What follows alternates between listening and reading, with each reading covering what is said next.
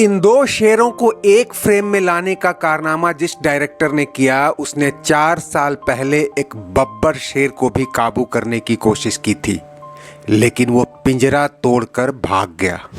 हम बात कर रहे हैं मसाला फिल्मों के बादशाह सुभाष घई और अदाकारी के शहंशाह अमिताभ बच्चन की। साल 1978 से 88 के बीच अगर सिनेमा के पर्दे पर अमिताभ बच्चन की तूती बोलती थी तो कैमरे के पीछे सुभाष घई का जादू चलता था। तब तक सुभाष घई की फिल्मों में काम करना हर एक्टर की ललक बन चुकी थी और अमिताभ बच्चन को डायरेक्ट करना हर डायरेक्टर का सपना हो चला था।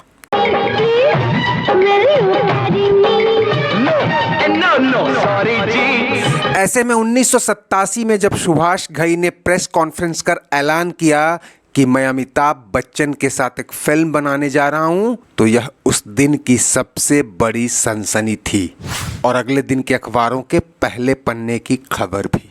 ये वही अमिताभ थे जिन्होंने बीते 14 साल में हर साल 1-2 ब्लॉकबस्टर फिल्में जरूर दी थीं और उन्हें फिल्म में लेने से पहले कोई भी प्रोड्यूसर अपनी जेब और जिगरा दोनों टटोल लेता था। मैं किस्मत आजमाने के लिए नहीं किया। और दूसरी तरफ वो सुभाष घई थे जिन्होंने 10 साल पहले अपनी पहली डायरेक्टोरियल फिल्म कालीचरण के लिए राजेश खन्ना के नखरों को डस्टबिन में डालते हुए शत्रुघ्न सिन्हा जैसे विलेन को रातों रात हीरो बना दिया। और उसके बाद कोई ऐसा साल नहीं था जब सुभाष घई ने 1 या 2 सुपरहिट फिल्में न दी हों।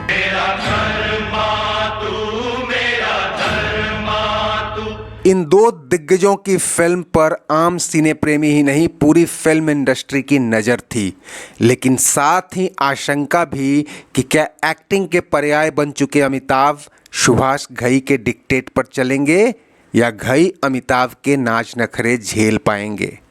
मुंह तोड़ जवाब देने वाला मेरे सिवा कोई पैदा नहीं हुआ। लेकिन तब तक घई के खाते में दिलीप कुमार जैसे दिग्गज के साथ 2 ब्लॉकबस्टर फिल्में विधाता और कर्मा आ चुकी थीं और शायद असली विधाता ने दिलीप कुमार और राजकुमार जैसे कभी न मिलने वाले 2 ध्रुवों को एक करने का कारनामा भी इसी डायरेक्टर की किस्मत में लिख रखा। ऐसे में किसी को लेश मात्र भी संदेह नहीं था कि सुभाष और अमिताभ की जोड़ी सफल होगी। मुहूर्त शॉट पर ली गई इस एक तस्वीर ने न सिर्फ इस खबर को आग की तरह फैलाया, बल्कि इसी के जरिए मीडिया ने फिल्म की पूरी कहानी गढ़ ली और अमिताभ का किरदार भी जहन में छा गया। ये फिल्म थी देवा और तब तक इतनी बात ही कंफर्म हो पाई थी कि इसमें अमिताभ एक डाकू के रोल में है। लेकिन फिल्म की शूटिंग शुरू होने के 1 हफ्ते बाद ही बंद हो गई और फिल्म हमेशा के लिए ठंडे बस्ते में चली गई।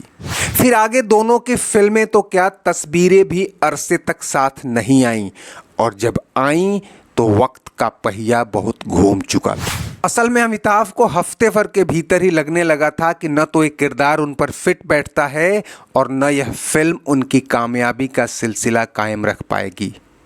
उस पर से जो स्टार मनमोहन देसाई और प्रकाश मेहरा जैसे मसाला मास्टरमाइंड्स के डायरेक्शन में 1 दर्जन सुपर डुपर हिट फिल्में दे चुका हो, उसके लिए एक चैलेंजिंग किरदार के साथ किसी डायरेक्टर की हर बात मानते जाना शायद मुमकिन नहीं था। कहते हैं एक दिन देवा फिल्म के शूटिंग के दौरान ही अमिताभ स्क्रिप्ट पढ़ रहे थे और उन्हें कुछ अटपटा सा लगा। उन्होंने अपने असिस्टेंट से कहा कि सुभाष घई को बुला लाओ, एक जरूरी बात करनी है। जब यह असिस्टेंट घई के पास पहुंचा तो उन्होंने तपाक से कहा, मैं जरूरी काम में लगा हूं, अमिताभ से कहो कि जो भी बात करनी है यहां आकर करें।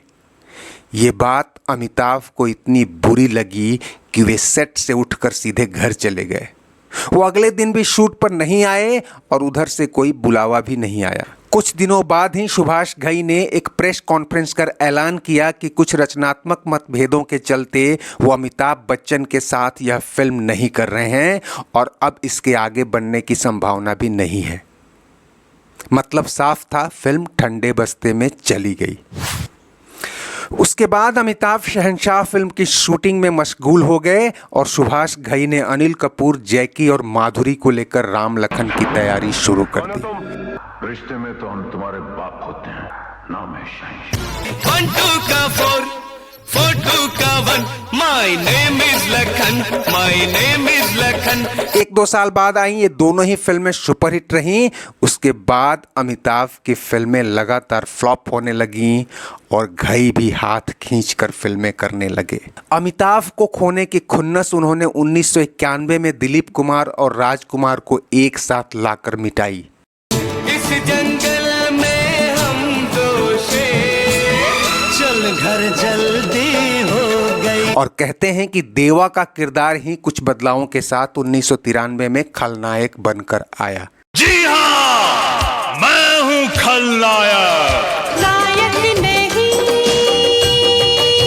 दोनों फिल्में ब्लॉकबस्टर रहीं, लेकिन उसके बाद से सुभाष घई भी अपने उस रुतबे को तरसने लगे जब फिल्म शुरू होने से पहले ही डिस्ट्रीब्यूटर्स की लाइन लग जाती थी।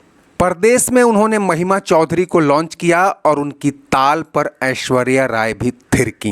ये मेरा India, I love my India, वतन मेरा इंडिया, ताल से ताल मिलाओ, ताल से। उसके बाद घई ने ज़्यादातर फिल्में प्रोड्यूस की और इक्का दुक्का ही डायरेक्ट की। करीब 26 साल बाद 2013 में घई को फिर अमिताभ की याद आई और ये खबर फैली कि घई पाकिस्तान की जेल में बंद सरबजीत सिंह पर एक फिल्म बना रहे हैं और अमिताभ बच्चन इस फिल्म में पाकिस्तानी वकील की भूमिका में नजर आएंगे। सवाल कायम था कि जिस अमिताभ ने छोटे मोटे मतभेदों पर लीड रोल छोड़ दिया, वो सेकेंडरी रोल में घई के साथ क्यों और कैसे काम करेंगे। आशंका सही साबित हुई। फिर घई की ओर से ही बयान आया कि अमिताभ इसमें काम नहीं कर रहे। हालांकि उन्होंने ये भी कहा कि अमिताभ को इसके लिए अप्रोच किया गया था, लेकिन उनके पास समय नहीं था। तो दोस्तों, घई और बच्चन के साथ आने की यह उम्मीद भी टूट गई, लेकिन यह आखिरी उम्मीद नहीं थी। 2023 में एक इंटरव्यू में घई ने कहा था कि उनकी आखिरी फिल्मी ख्वाहिश अमिताभ और शाबाना आजमी को डायरेक्ट करना है और ये भी कहा था कि मैं अमिताभ को ऐसे रोल में देखना चाहता हूँ जिससे वो कह सकें कि घई ने भी मेरे कैरियर में कुछ योगदान दिया है। अमिताभ ने भी कई मौक़ों पर अफसोस जताया कि वो घई के साथ किसी फिल्म में काम नहीं कर पाए। खैर, उम्र और करियर के आखिरी छोर पर दोनों के बीच अगर कोई जुगलबंदी बन पाई तो सबसे ज़्यादा खुशी उनके करोड़ों प्रशंसकों को होगी। इमली का बूटा, बेरी का पेड़। आपको ये वीडियो कैसा लगा, इसे लाइक, शेयर और सब्सक्राइब करते चलिए और कमेंट बॉक्स में अपनी राय जरूर दीजिए। शुक्रिया, नमस्ते, आभार। इस जंगल में हम दो शेर, चल घर जल्दी।